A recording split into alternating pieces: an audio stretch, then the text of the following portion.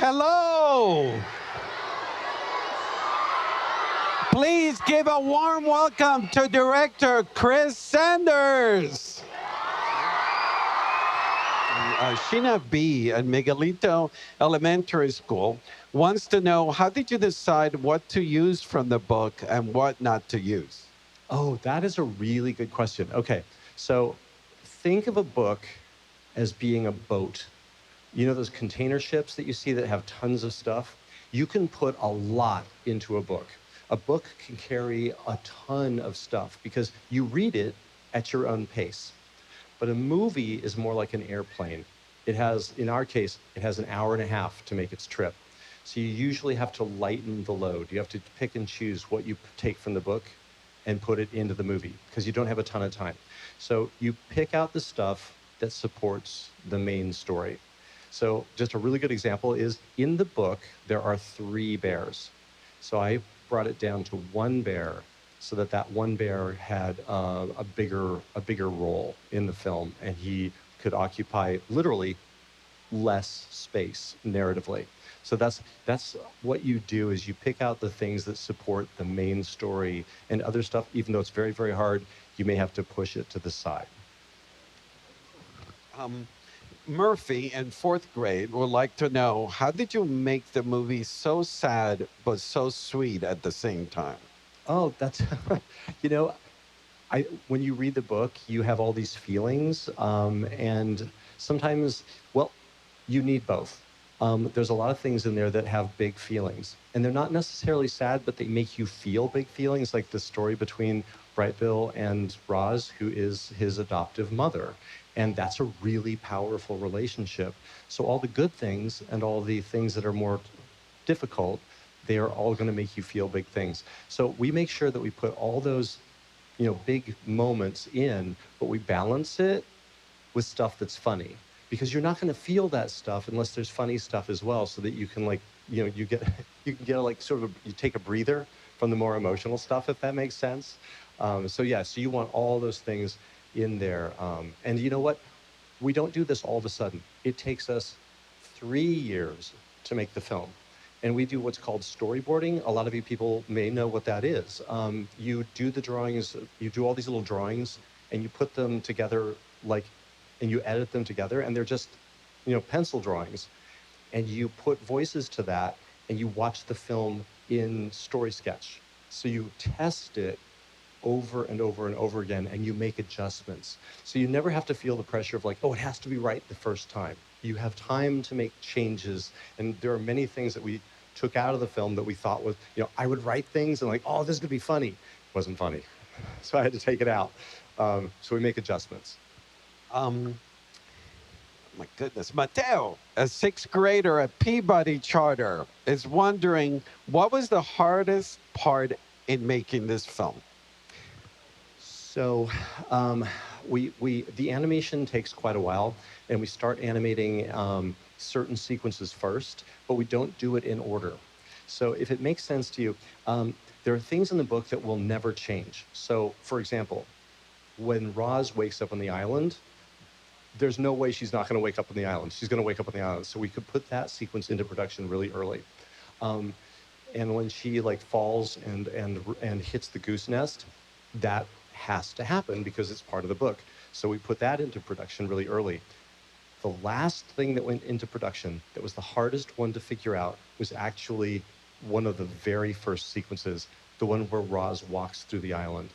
Because we were like, should it be funny? Should it be beautiful and poignant? Should it be quiet? And we just kept trying in Story Sketch over and over and over until we got it right. That was the last part that we felt like we got right, was the very first part of the film. Wow. Addie from Miss Vega's 4th grade class at Vieja Valley would like to know, did any of the characters have an impact on you? Yes. In particular, Fink. He has a smaller role in the book, and I wanted his role to be bigger. I really had a connection to that character. He represents all the animals on the island. So when he talks to Roz and says, "Look, you got to learn how things work on this island, and kindness is not a survival skill." So he's speaking for all the animals. So I expanded his role.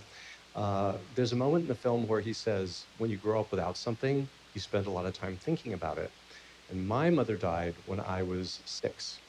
She was diagnosed with cancer. She was pregnant with my sister at the time. And instead of getting treatment, she opted to carry my sister full term. So that didn't help her any. So she died pretty when I was pretty young. So that line from Fink in particular resonates with me because of that. My goodness. Angel in Mrs. Badot's class from Peabody Charter School wants to know, what was the hardest character to design? I, you know, I would, I wouldn't say it was like maybe hard, but I think getting Roz just right, because we wanted to make sure that she was appealing visually, but she also had surprising things that she could do, because we wanted her to move in interesting ways. So we wanted to give the animators all these opportunities to move her in ways that would be interesting and surprising. So rigging Roz and getting all those little mechanical things on her to work took quite a while. One of our artists named Hyun Ha was the one that figured out her final design. Did you guys notice that Ross changes as the movie progresses? Right? How hard was it for you to get the Right. changes in Ross So visually? yeah, that's a really good question. So you may notice that the whole film looks like it's like painted. So we changed our technology so that we could actually have artists paint all the backgrounds.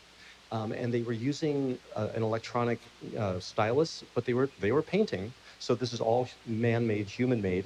Um, but in order to get the characters to look like they belong in that environment, they had to have painted surfaces as well. So if you look at Fink, he has paintbrush strokes instead of individual hairs.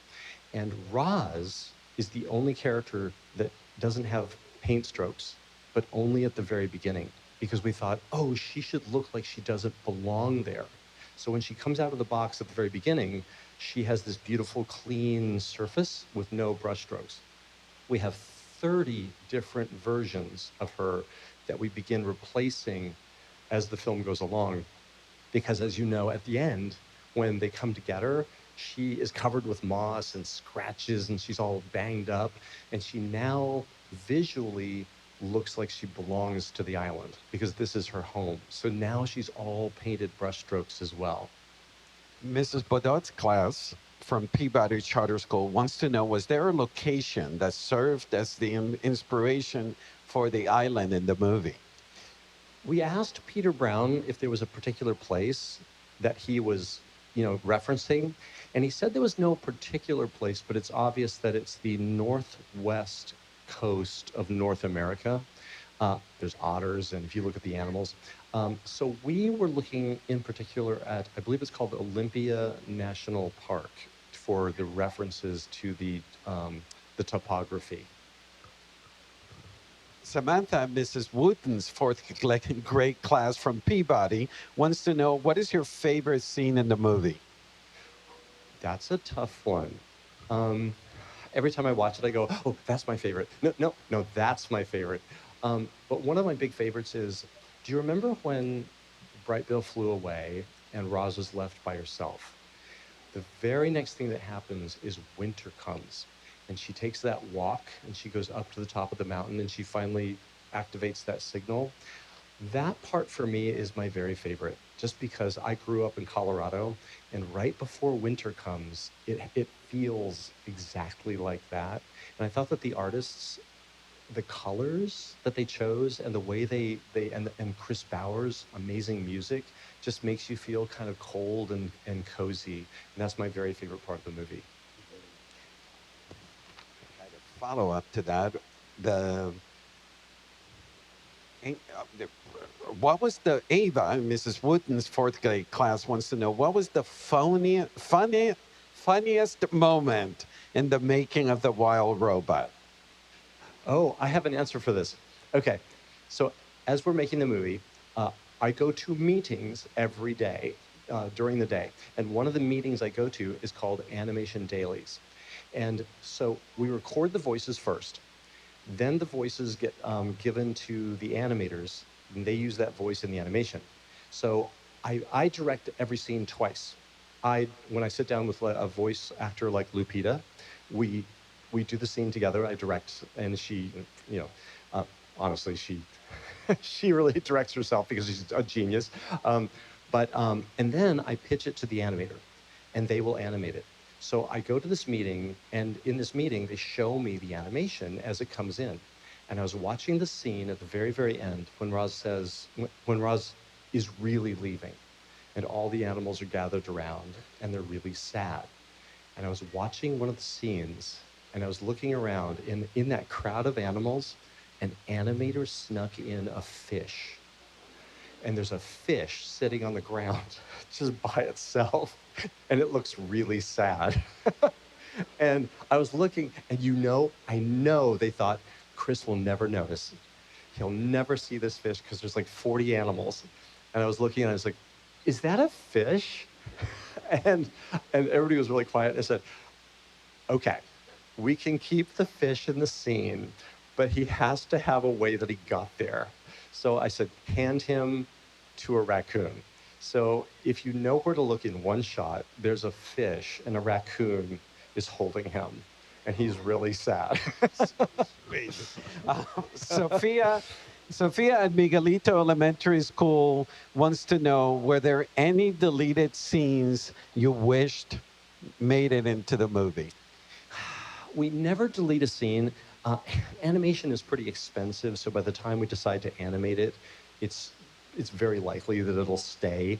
Um, there were a few sequences that I wrote into the script, and we storyboarded them.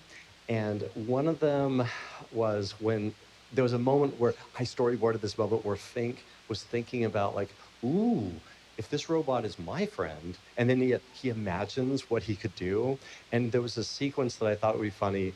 It was just like a daydream, but Fink would be sitting on Roz's shoulder, and she'd be like Godzilla, and like with laser beams coming out of her eyes and making all the animals run away. I thought it would be really funny because Fink wants to dominate the island because of course he's really food. He he's pretty much just food to everybody else. So I thought that would be a funny sequence, but there was no time for it. Layla in fourth grade at Vieja Valley is wondering, did anyone specific support you in this movie making journey? Whenever my grandmother always watched the Academy Awards. She never missed it.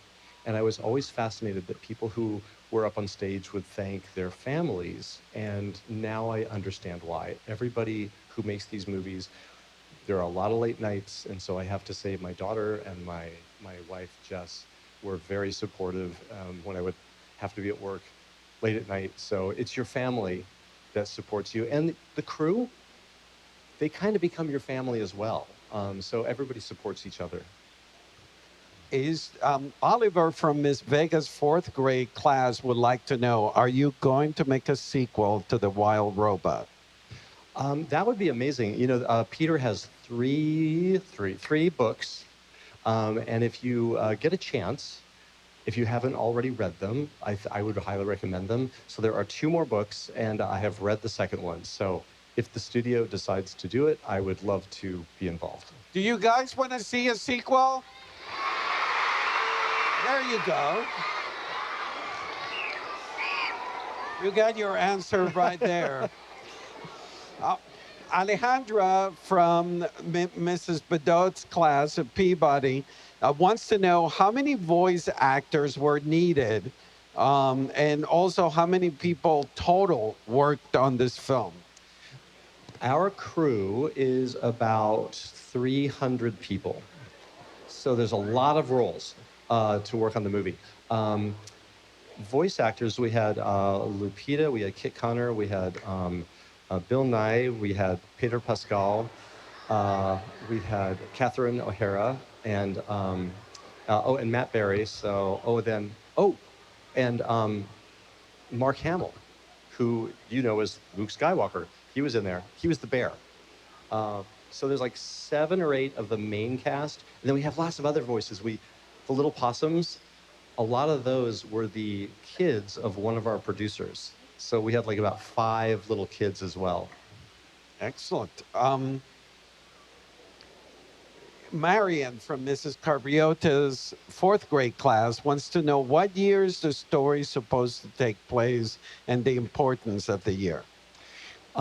So we asked Peter if there was a year, and he said there wasn't a particular year. He said it's just sometime in the future. And did you guys notice there was one shot where we showed the Golden Gate Bridge, right? And we did something. We made it underwater with a whale swimming over it. So we were actually in the book. There's very little mention of human beings. And in the movie, you barely ever see a human. And that's because it's like that in the book. And we became concerned that people who saw the movie might not know this was planet Earth. We thought maybe they'll think it's another planet somewhere. So we thought we need to show that it's in the future, and we need to show that it's planet Earth. So we thought, let's choose a landmark that many, many people would know, and we'll change it. So that's why we put that bridge in, and we put it underwater. So with global climate change, it's reasonable to assume that the water levels will rise. So that's why that shot is in the film. But there is no particular year, just sometime in the future. Jack in Mrs. Wooten's fourth grade class was wondering, did you know you wanted to be a director when you were a kid? No. But you know what? Here's the thing. All of you have things that you like, right? When I was a kid, my dad had a Super 8 movie camera. There were 3 of us. I had a brother and a sister, and I was the only one that loved that camera, and I always wanted to use it. So I gravitated towards that. So I wanted to make movies. I never thought about being a director, and I love to draw, and I like to make movies. So when I got the chance, I went to school for animation, and that led me on a path that led towards this. So I just followed what I loved, and I would recommend that for anybody in here. Like, I was talking to the head of a studio one day, and I said, this whole thing about following your dreams, he said, no, follow your talent. So follow what you like and follow your talents, and it will lead you to the right places. This next question it's sort of ties to what you were just saying. Leo and Mrs. Ware, sixth grade class, wants to know, do you have any advice for students in the audience who would like to pursue writing and directing? Absolutely. Writing is the best thing you can do, just no matter what. Because writing is easy, it's free. You don't need anybody to help you do it. You can write anytime you want. And when I was a kid, I wrote little stories, little strange little stories. They were only about this long, but I loved writing. So write stories. If you love to draw things. But whenever you draw and whenever you make a video, try to make a little story. It doesn't mean it has to be long, but by making stories about what you know, maybe things about your friends and your family, you're developing your style just because you're doing it. So if you do what you love, you're going to start developing a style, and you're going to start developing your own individual creative voice, if that makes sense. And the last question from Jane from Veja Valley is wondering, what is your next project? And what can you tell us about it? Okay, so my worst thing that I do, when I finish a movie, people go, what are you going to do next? And I'm like, I have no idea, because I just keep my head down and I work on this one thing. I don't know yet. I would love to stay at DreamWorks and do another movie there if they will let me. So we'll see. Well, guys, let's give a warm hand to Chris. Thank you for coming out. Thanks for coming out. You guys love the wild robot. Yay!